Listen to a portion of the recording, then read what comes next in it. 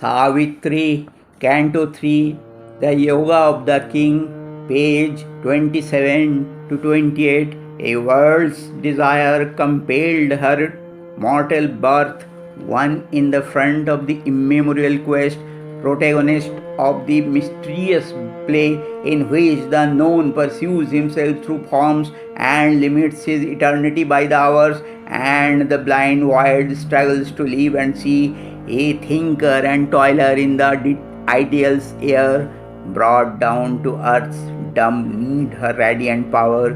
His was a spirit that stooped from larger spheres into our province of ephemeral sight, a colonist from immortality, a pointing beam on earth's uncertain roads. His birth held up a symbol and a sign. His human self, like a translucent cloak, covered the all-wise who leads the unseen world, affiliated to cosmic space and time, and paying here God's debt to earth and man. A greater sonship was his divine right.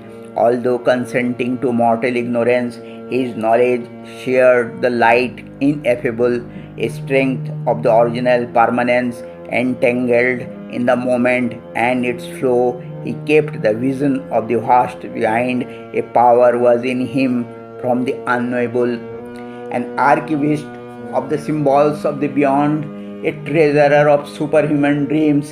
He bore the stamp of mighty memories and shed their grandiose ray on human life. His days were a long growth to the supreme, a skyward being nourishing its roots on sustenance from occult spiritual founts, climbed through white rays to meet an unseen sun. His soul lived as eternity's delicate.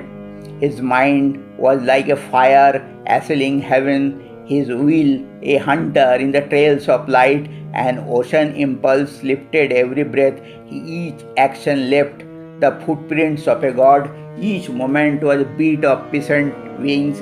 The little plot our mortality touched by this tenant from the heights became a playground of the living infinite. This bodily appearance is not all. The form deceives. The person is a mask. Hid deep in man's celestial powers can dwell.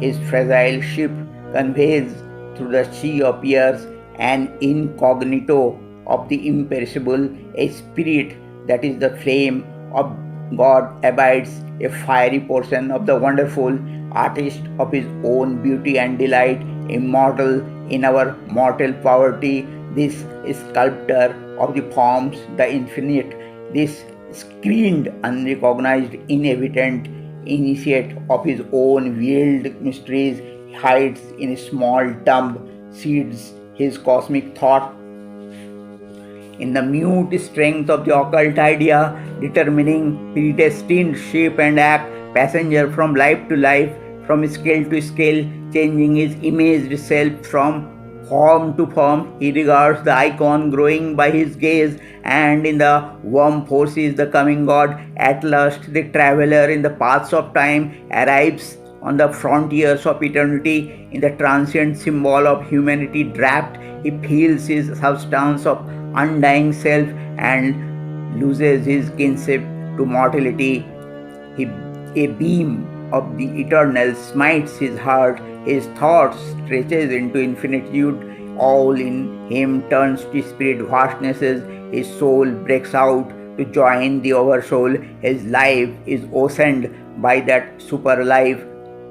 He has drunk from the breast of mother of the worlds. A topless supernature fills his frame. She adopts his spirit's everlasting ground as the security of her changing world, and shapes the figure of her unborn minds. Immortally she conceives herself in him, in the creature.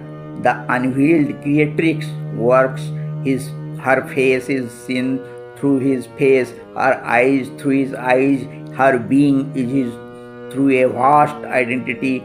Then is revealed in man the word divine, a static oneness and dynamic power descend in him. The integral Godhead seals his soul and body. Take that splendid stamp. Om Namo Bhagavate Sri Arvindaya.